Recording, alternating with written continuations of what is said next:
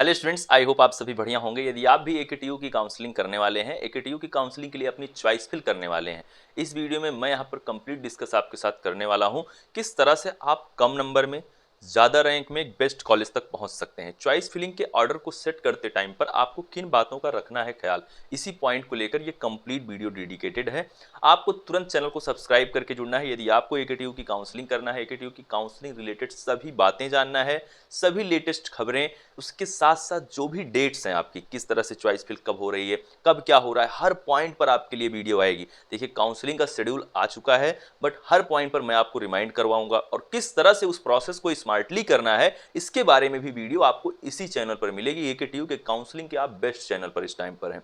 चलिए डिस्कस करते हैं एक एक करके आपकी चॉइस फिलिंग को। आप लोग काउंसलिंग के लिए चॉइस फिलिंग आखिर है क्या? चॉइस फिलिंग आप जानते हैं कि चॉइस फिलिंग में हम कॉलेजेस को चूज करते हैं, जो कॉलेज आपको चाहिए आप उसे चूज करते हैं या फिर जो बेस्ट है वो आप चूज करते हैं।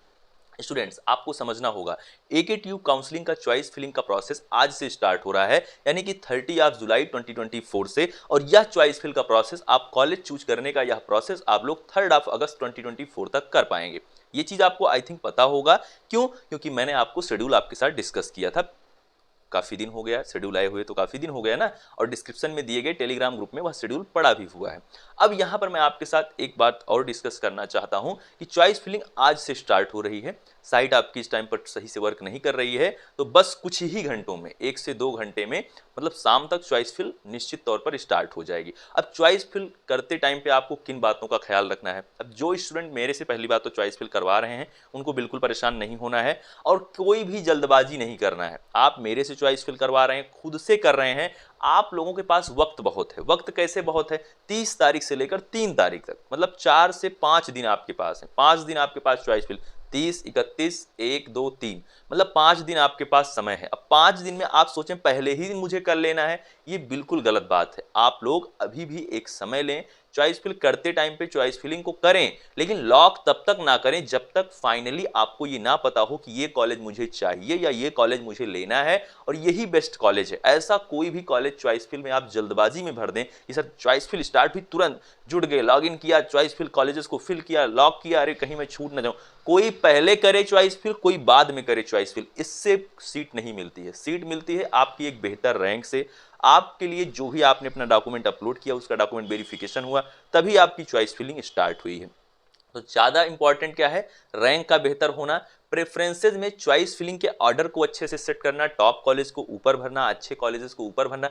आपकी रैंक कितनी भी ज़्यादा है, यदि आपको लगता है कि मुझे केनाइटी सुल्तानपुर पसंद है, तो उसे ऊपर ज़रूर भरिए, भले ही आपकी रैंक 5 लाख 6 लाख हो, फिर भी उस कॉलेज को डालिए जो आपको चाहिए या जो आपको पसंद है।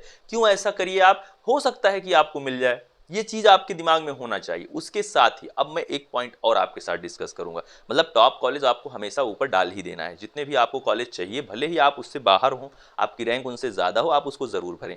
ओपनिंग और क्लोजिंग रैंक चेक करने के लिए मैंने आपको वीडियो दिया था, एक लिंक भी मैंने प्रोवाइड किया था, किस तरह से आप जेईई मेन की अपनी रैंक को चेक कर सकते हैं कि आप किस कॉलेज में एडमिशन ले सकते हैं।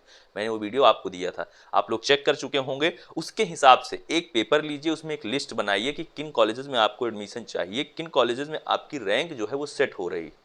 क्लियर है? ये 2 पॉइंट आपको क्या करना है, आपको कॉलेज की लिस्ट बनाना है। सबसे पहले पेन पेपर लेके बैठिए। ये नहीं कि सीधा बस जनसेवा पहुंच गए, सीएससी पहुंच गए, वहां जाके बस जनसेवा वाले से करें चॉइस फिल करो।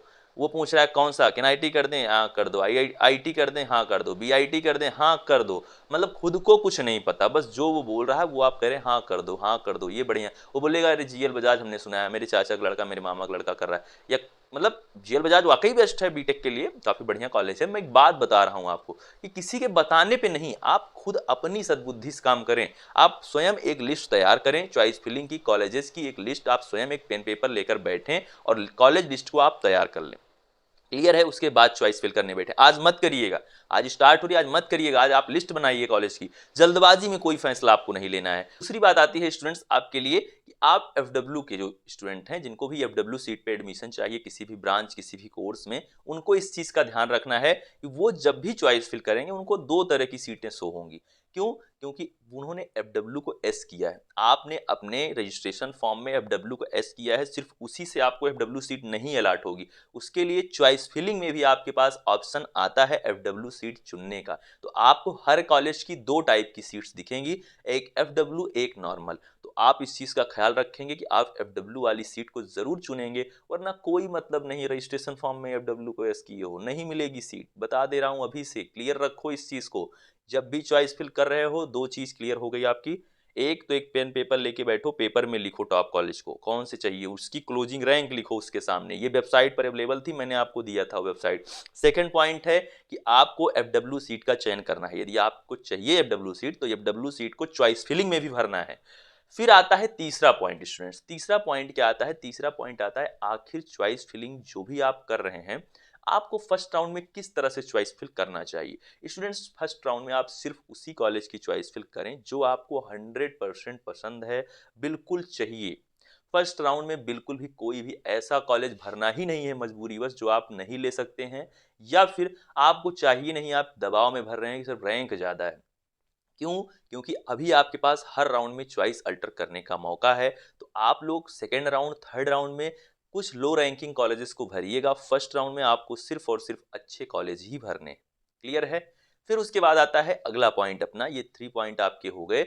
अब आती है आखिर जो चॉइस फिलिंग आपकी जो आप करने वाले हैं, ये किस कोर्स के लिए है। तो ये आपको क्लियर है ना? जो लोग वीडियो देख रहे हैं, बीटेक कोर्स के लिए हो रही है, MBA MCA यानी कि CVT PG वालों के लिए, और बीटेक JEE मेंस वालों के लिए हो रही है। CVT UG वालों के लिए तो हो नहीं रही।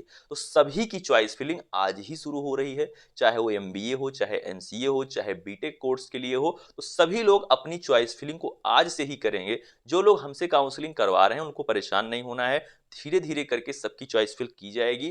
किसी भी तरह से आप बहुत ज़्यादा, हम देखते हैं ना, बहुत ज़्यादा पैनिक हो जाते हैं, बहुत प्रॉब्लम आपको होने लगती है मैसेज में, कॉल्स में। थोड़ा सा वेट करिए, चॉइस फिल आपकी निश्चित तौर पर बेस्ट चॉइस फिलिंग ऑर्डर आपको।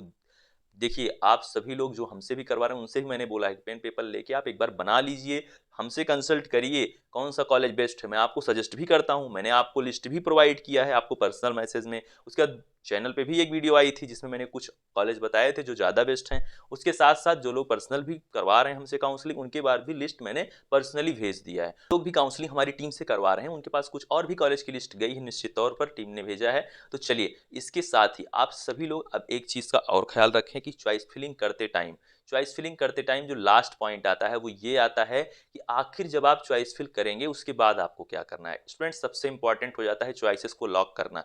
आप लोग चॉइसेस को लॉक करना बिल्कुल ना भूलें। आप चॉइसेस को फिल कर चुके हैं, लेकिन यदि चॉइसेस को आपने लॉक नहीं किया है तो आप इस पूरी की पूरी काउंसलिंग में कहीं ना कहीं अब यही मामला गड़बड़ कर चुके हैं, ध्वस्त हो चुका है आपका मामला।